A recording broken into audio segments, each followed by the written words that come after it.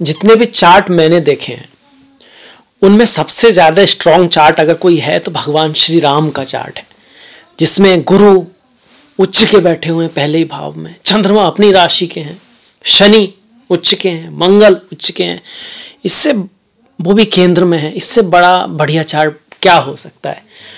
पर उनके चार्ट में भी अगर आप देखोगे तो 14 साल का वनवास हुआ, राजा बनने जा रहे थे, उससे पहले दिन माता ने ही, अपने घर वालों ने ही कहा कि भैया बाहर जाना है, तो हर तरह की बड़ी से बड़ी प्रॉब्लम पत्नी को कोई राक्षस उठा के ले गया देखने को मिलती है। इसका अर्थ यही हुआ कि चार्ट आपका कितना ही स्ट्रांग क्यों ना हो, मुसीबतें प्रॉब्लम्स तो आपकी लाइफ में आ सकती हैं और बड़ी आ सकती हैं। अगर कोई कह रहा है भैया चार्ट अच्छा है कुछ नहीं होगा, ऐसा नहीं है। हाँ, अगर एक अच्छा चार्ट है तो कैसी भी मुसीबत क्यों ना आए, आप धर्म के पाथ पे रहोगे, आप प्रयत्न करते रहोगे, आप हार नहीं मानने वाले। तो ये सीख मिलती है हमें कि करना क्या है जिंदगी में, वो भगवान राम सिखाते हैं, मेरी तरह बनो, या भगवान कृष्ण सिखाते हैं। तो ये मेन चीज है ज्योतिष से सीखने के लिए। इसी विचार के साथ कन्या राशि का जो नवंबर का राशिफल है उसकी तरफ मैं बढ़ रहा हूँ। मैं हूँ आपके साथ डॉक्टर दिलीप, और देखेंगे कि जो विशेष महीना है, ये महीना विशेष इसलिए है कि देखिए राहु बदल रहे हैं आपके, केतु बदल रहे हैं, जो महत्वपूर्ण ग्रह हैं आपके, साथ में शनि जो है वो वक्री से मार्गी हो रहे हैं। चौथा मतलब तीसरा बहुत बड़ा परिवर्तन हो गया। इसके साथ साथ सूर्य अपने नीचत्व से बाहर आ रहे हैं, तो बहुत महत्वपूर्ण महीना है। तो ये जो महत्वपूर्ण महीना है वो आपके जीवन में क्या परिवर्तन लेकर आ सकता है, चाहे वो आपका करियर है, बिजनेस है, काम धंधा है, पैसा है, या फिर आपकी पढ़ाई लिखाई है, प्रेम है, शिक्षा है, शादी का जीवन है, स्वास्थ्य है, अध्यात्म है, स्टॉक मार्केट आदि है, या जीवन का कोई भी क्षेत्र है, शत्रु वगैरह हैं, ये सब सभी की बात करेंगे। सबसे पहले जान लेते हैं किस भाव में कौन सा ग्रह बैठा है, और उसके अकॉर्डिंग गणना करेंगे, डिटेल में जाएंगे, अच्छी तरह से देखेंगे कहाँ क्या हो सकता है, हम अपनी तरफ से क्या कर सकते हैं, ज्योतिषी रेमेडी क्या है, इस पर भी बात करेंगे। तो देखिए, सबसे पहले ही भाव में सूर्य और केतु बैठे हैं, माफ कीजिएगा शुक्र और केतु। ये शुक्र हैं जो पिंक कलर के मैंने दिखाए हैं, क्योंकि पिंक कलर कहीं ना कहीं शुक्र से जुड़ा होता है, फीमेल का आर्ट, लक्ष्मी।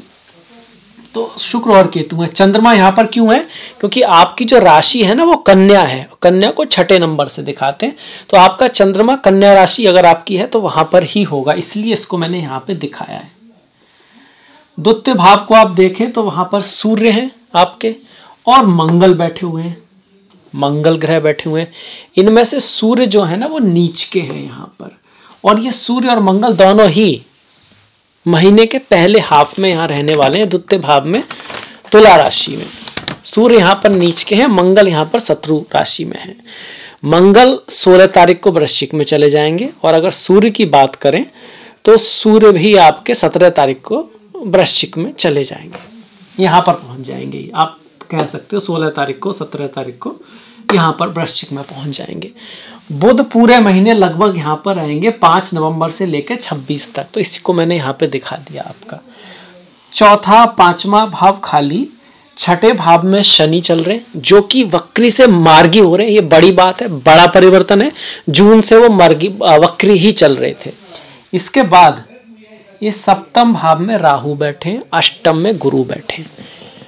अब आ जाते हैं रिजल्ट के ऊपर। देखिए, अगर हम रिजल्ट की बात करते हैं तो सबसे पहले राहु केतु को देख लेते हैं और फिर शनि को देखेंगे, जो कि यही सबसे महत्वपूर्ण परिवर्तन अभी हो रहे हैं।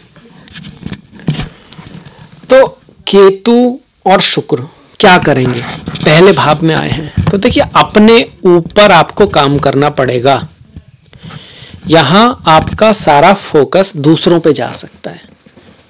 दूसरा मतलब दुनिया की वैलिडिटी, पति की, पत्नी की, प्रेमी की, प्रेमिका की, दुनिया, लोग क्या कहते हैं मेरे बारे में, ये आपकी इंपॉर्टेंस बहुत बढ़ जाएगी, और आप उसके लिए काम भी बहुत करोगे, मेहनत भी बहुत करोगे, बिजनेस को भी बढ़ाना चाहोगे, अपनी पत्नी के लिए, पति के लिए, अपने जो आपके जो बिजनेस पार्टनर हैं, दुनिया के लिए काफ़ी एफर्ट करने वाले हो। आपका बहुत फोकस वहाँ जाने वाला है, और अपने ऊपर से फोकस हट सकता है, अपने स्वास्थ्य पर हो सकता है, अपने सेल्फ आइडेंटिटी पर का भी थोड़ा आपको क्राइसिस हो, और आपको ये लगे कि शायद दूसरों की नज़र में मेरी जो इमेज है वही मेरी इमेज है।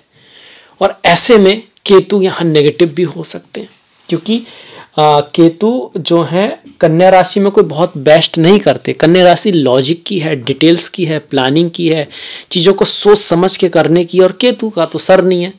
तो यहाँ पर ख्याल क्या रखना है कि आपको दूसरों का भले ही ख्याल रखिए, आप भले ही बिजनेस को बहुत इंपॉर्टेंस दीजिए, पार्टनर को इंपॉर्टेंस दीजिए, या कहीं ना कहीं आपको ऐसा लगे आपके पार्टनर से आपकी आइडेंटिटी है, आपके बिजनेस से आपकी आइडेंटिटी है, पर अपनी आइडेंटिटी भी बनाइए। थोड़ा स्पिरिचुअलिटी, अध्यात्म की तरफ जाइए।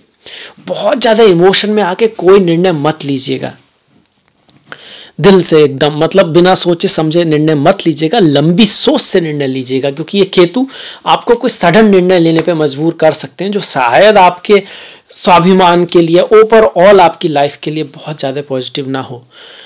इस चीज़ का हमको यहाँ ध्यान रखना पड़ेगा। और ख़ास करके 6, 15, 24 और 16 तारीख इसके लिए ज़्यादा इम्पोर्टेंट है। इस दिन आप थोड़े से ख्याल रखना है, आपको ये ध्यान रखना है। यहाँ पर शुक्र जो है ना, ये प्रेम के कारक हैं, परिवार के कारक हैं, परिवार के स्वामी हैं, प्रेम के कारक हैं। ये केतु के साथ आ रहे हैं इस महीने, पिता के स्वामी बन रहे हैं, तो पिता के साथ, प्रेमी प्रेमिका के साथ मतभेद, झगड़ा, ये सब चीजें, दूरी, किसी तरह का मन में भाव कि वो मेरी इतनी केयर नहीं करते जितना उनको करना चाहिए, ये हो सकती हैं। तारीखें ये नक्षत्र के आधार पर निकाली है मैंने, इसके आसपास भी हो सकता है। कई बार नक्षत्र दिन के बीच में बदलते हैं और आपकी जन्म कुंडली की स्थिति डिसाइड करती है वहाँ पर ग्रह किस डिग्री पर हैं। पर फिर भी 6, 15, 16, 24, 7, 17, 25 ये जो तारीखें हैं ये इस चीज़ के लिए हैं, रिश्तों के लिए। पिता के साथ, गुरु के साथ मतभेद होने की संभावना बन सकती है। हायर नॉलेज के लिए आप कहीं पढ़ने जा रहे हैं, कोई लंबी यात्रा करने वाले हैं, और तो हो सकता है इन दिनों आप उसकी तैयारी ना करें, शुरुआत ना करें तो सही रहेगा। खास करके अगर आप पहले से करते आ रहे हैं तो। अगर आप नहीं करते आ रहे तो इन्हीं तारीखों में आपकी कोई इस चीज़ की शुरुआत बन सकती है। इसके बाद राहु देखिए मिसअंडरस्टैंडिंग के हैं ग्रह, पर ये कुछ अच्छा भी दिखाते हैं। राहु क्या है, फोकस है आपका, राहु आपको ले जाना चाहता है, राहु उस चीज़ का ऑब्सेशन आपके मन में भर देता है, आप उस चीज़ को पाना चाहते हैं। पर वहाँ पर जो आपकी रियलिटी होती है ना, आपकी रियलिटी वो वास्तव में वैसी नहीं होती जैसी होनी चाहिए। मतलब आपकी रियलिटी होती है गुलाब के फूल की, फॉर एग्जाम्पल, जिसका रंग कत्थई हो।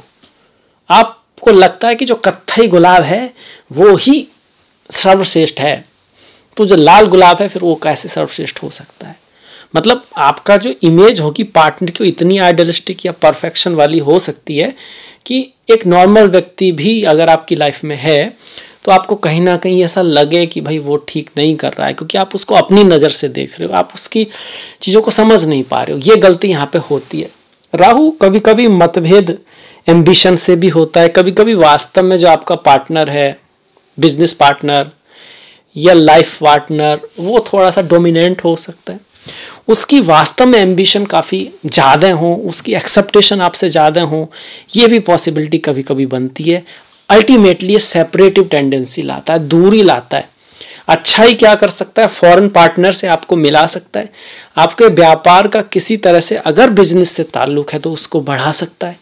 ये ज़रूर है यहाँ पर, क्योंकि राहु फॉरेन प्लैनेट है। आप भी खुद पढ़िए थोड़ा सा कि मैं जो बोल रहा हूँ उसका कोई आधार है भी या नहीं है, तो आपको ज़्यादा अच्छा लगेगा, नहीं तो कोई कुछ भी बताएगा, है ना। तो आप भी थोड़ा ध्यान कीजिए कि मीन राशि में राहु कैसा होता है। राहु मीन में रखिए गूगल में और पढ़िए। अगर कोई कह रहा है भाई राहु मीन में बहुत बेस्ट करने वाला है, गुरु की राशि में बैठा है, तो ऐसा नहीं है।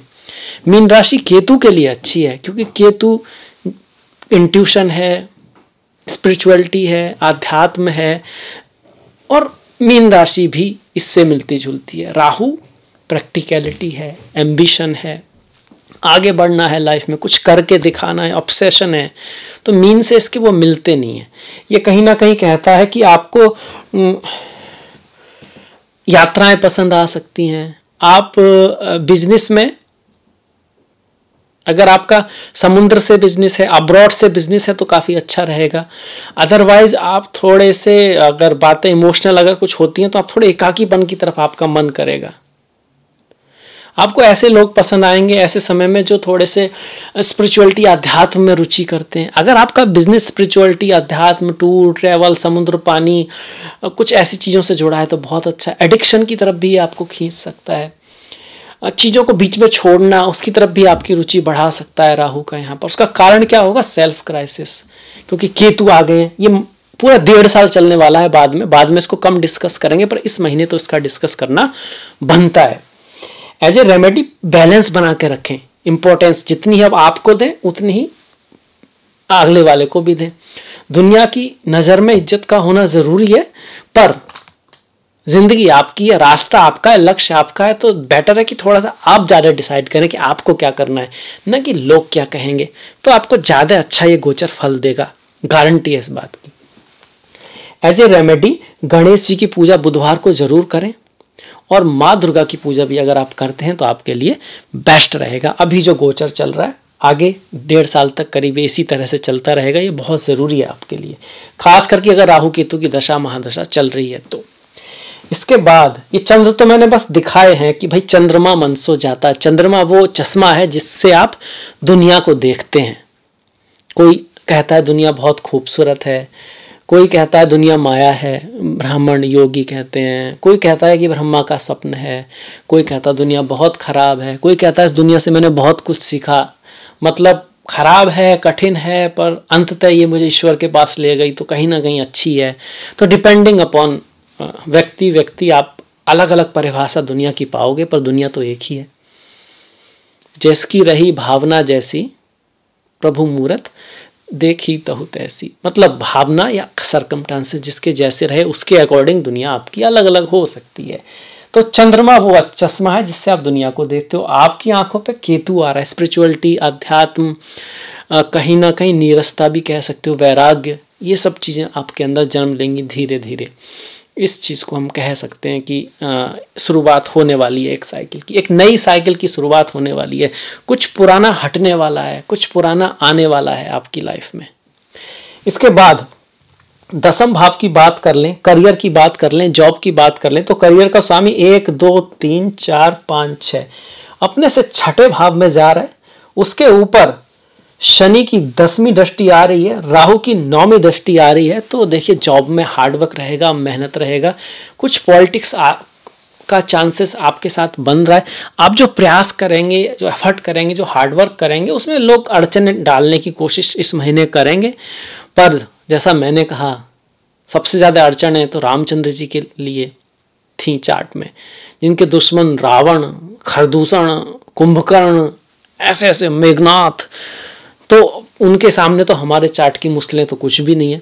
तो हमें उनसे यही सीखना है कि अगर हम हार ना माने तो हम कुछ भी कर सकते हैं। इसलिए निराश बिल्कुल नहीं होना है। जितनी कठिन परीक्षा होती है उतना बड़ा एग्जाम भी आप जीतते हैं एक तरह से। बाकी थोड़े से दिन टफ रह सकते हैं। कौन कौन से? 2 11 21 29, 4 13 22 14, ये कुछ दिन हैं क्योंकि राहु और शनि से रिलेटेड दिन आ रहे हैं आपके। मंगल आप में साहस जरूर देंगे, हिम्मत जरूर देंगे, एफर्ट आप करते रहोगे, पर फिर भी कुछ ना कुछ पड़ोसियों से, अपनों से कुछ मतभेद होने की संभावना बनती है। 1 10 20 28 तारीख को मंगल की यहाँ पर जो स्थिति है उसके अकॉर्डिंग। अब इसके बाद ये सारे के सारे ग्रह भाग्य को देख रहे हैं, सूर्य मंगल बुध, तो अपॉर्चुनिटी तो आएंगी, पर वो अपॉर्चुनिटी एक चैलेंज के रूप में आएंगी। आपको ऐसा लगा यार क्या मुसीबत आ गई, ये तो मैं नहीं करूँगा, ये तो मेरे बस की बात नहीं है। पर अगर आप उस चैलेंज को स्वीकार करते हो, सोच समझ के और एफर्ट करते हो, तो वो आपको भाग्य की तरफ ले जा सकती है। ये भी ये महीना कह रहा है। इसके बाद धन की बात करें तो देखिए धन के मामले में धन का स्वामी, आप धन के लिए प्रयास तो करोगे, मेहनत तो करोगे, पर आपको सही रास्ते के थ्रू मेहनत करनी। एक तो ये क्योंकि नीच का ग्रह कभी कभी आपको गलत रास्ते की तरफ मोड़ सकता है। दूसरा, आपकी ही कोई गलती से कोई नुकसान होने की संभावना बन सकती है। परिवार का कोई मतभेद चल सकता है परिवार से। परिवार का जो स्वामी है, आपकी वैल्यूज है, द्वितीय आपकी वाणी है, वो आपके राशि में आके नीच का हो गया। नीच का होना मतलब वहाँ का एटमॉस्फेयर सही नहीं है, मतलब परिवार के साथ कुछ मतभेद हो सकता है। आपकी वाणी जिस तरह से आप बोलोगे वो सब गलत जगह पे कुछ बोल दो, गलत समय पे कुछ बोल दो।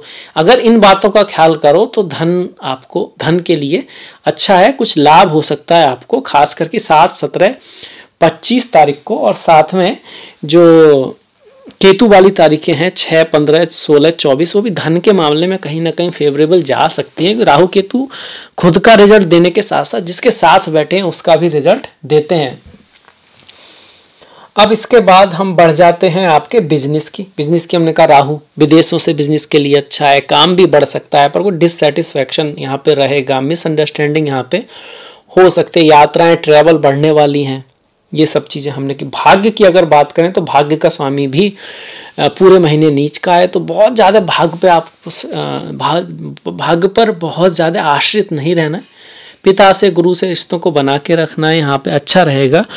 और माँ लक्ष्मी की पूजा, माँ लक्ष्मी को लाल पुष्प चढ़ाना, श्री सूक्त का पाठ करना कहीं ना कहीं आपको थोड़ा हेल्प ज़रूर करेगा। इसके बाद लाभ की अगर बात करें तो लाभ में कमी आ सकती है। लाभ आपका जो आने वाला था वो टुकड़ों में आए, मतलब आप सोच रहे थे आपके पास 1 लाख रुपए आएंगे या 10,000 आएंगे, तो हो सकता है वो व्यक्ति कहे भाई 2-2 करके देंगे, 10-10 करके देंगे, ऐसे करके कट के थोड़ा लाभ जो है ना उसमें कटाव आ सकता है, क्योंकि केतु आ गए हैं। स्वास्थ्य में भी अपना ध्यान रखें, ठीक है जी। अब इसके बाद हम शनि पे आते हैं। छठे भाव में शनि को शुभ ही मानते हैं, क्योंकि यहाँ से उनकी दृष्टि अष्टम भाव पर, 12वें भाव पर आपके और तृतीय भाव पर आ रही है। तो ये क्या कहती है कि आपको बहुत कोई बड़ा परिवर्तन आने से शनि बचाएंगे, कोई बड़ा लॉस होने से भी वो बचाएंगे, पराक्रम मेहनत आपसे कराते रहेंगे, पर छोटे भाई बहनों से, सास ससुर से और आपके पिता की जो माता हैं, मतलब आपकी दादी होगी, उनके स्वास्थ्य का आपको ध्यान रखना चाहिए, या यहाँ पे उतार चढ़ाव रह सकते हैं। गुरु का अष्टम में रहना आपकी स्पिरिचुअलिटी, अध्यात्म के लिए अच्छा है। फौरन विदेश ले जाने की कोशिश करेंगे और ये गुरु करेंगे। आपको स्वास्थ्य का ध्यान रखना चाहिए, खर्चे को बढ़ा के रखने वाले हैं यहाँ से गुरु। और आपको रियल एस्टेट, जमीन से संबंधित कोई काम आप कर रहे हो या घर बनाने की आप कोशिश कर रहे हो, तो उसमें गुरु आपकी हेल्प कर सकते हैं या करेंगे। अभी डिपेंड क्या है, सकते हैं और करेंगे, क्योंकि आपकी जन्म कुंडली में कहाँ पर ग्रह हैं ये बहुत ज़रूरी है। ये राहु जहाँ से जा रहा है यहाँ पे कौन सा ग्रह बैठा है ये मैं कैसे देखूं? अगर यहाँ सूर्य बैठे हैं और शुक्र नीच के चल रहे हैं तो इस महीने आपके पिता से मतभेद हो ही जाएंगे, कोई रोक नहीं पाएगा। पर वो आपको पता है यहाँ सूर्य बैठे या नहीं बैठे हैं। अगर आप देख सकते हैं तो देखिए, जो केतु बैठे हैं यहाँ पर कौन सा ग्रह बैठा है। अगर यहाँ सूर्य बैठे हैं और कुंडली में सूर्य नीच के चल रहे हैं, तब भी आपके पिता से, बॉस से मतभेद हो सकते हैं। पर यहां पर आकर आपका शुक्र बैठा हुआ है जो कि उच्च का हो गया, वहां से राहु जा रहे हैं, तो फिर आपका धन बढ़ जाएगा। भाग्य की कोई फौरन से अपॉर्चुनिटी ले आएगा ये महीना, तो आपकी जन्म कुंडली काफ़ी उतार चढ़ाव ला सकती है, बहुत बदलाव ला सकती है। पर ओवरऑल हमने इस तरह की बातें की, ये तरह की पॉसिबिलिटी यहाँ पर बन रही है।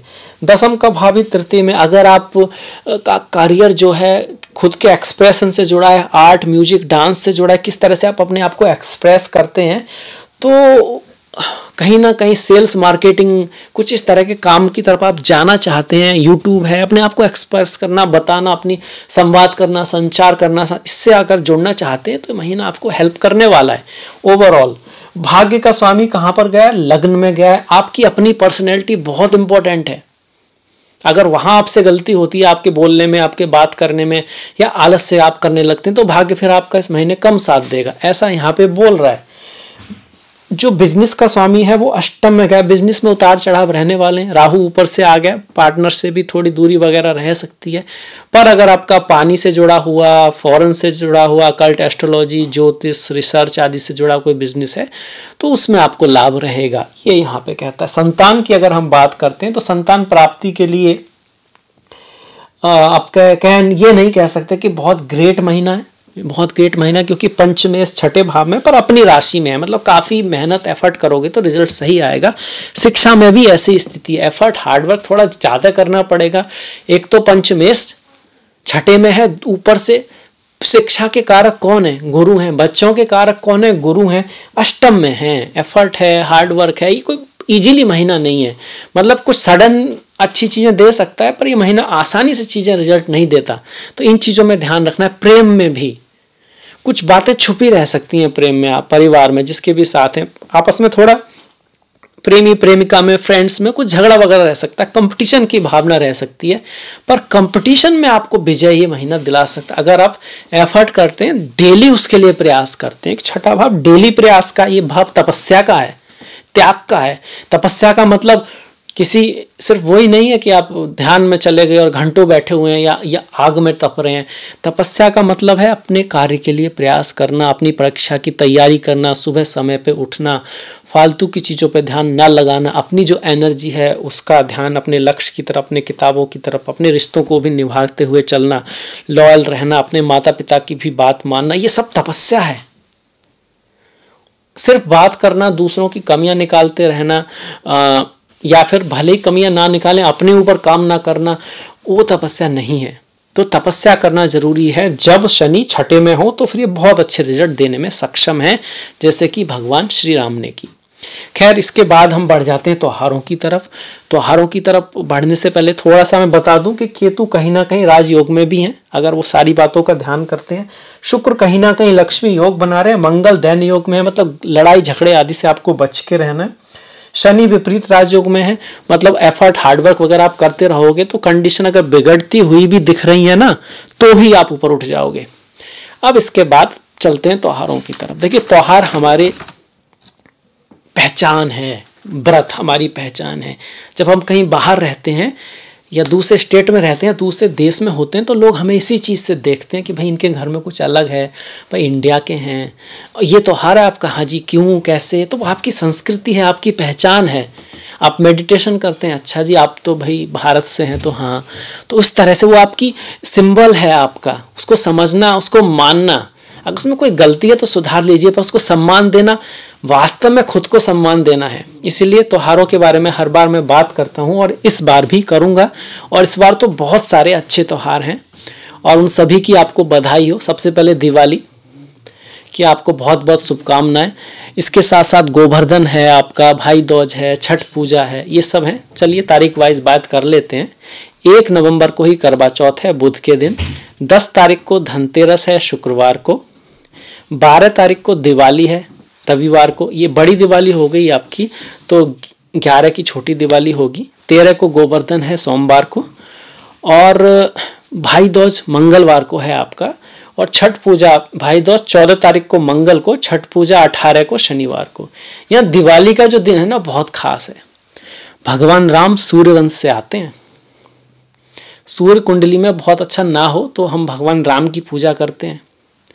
ऐसे में दिवाली का संडे के दिन होना बड़ा अच्छा है, ऑस्पिशियस है। ये कहता है कि भारत का भविष्य उज्ज्वलता की तरफ जाएगा अगले साल।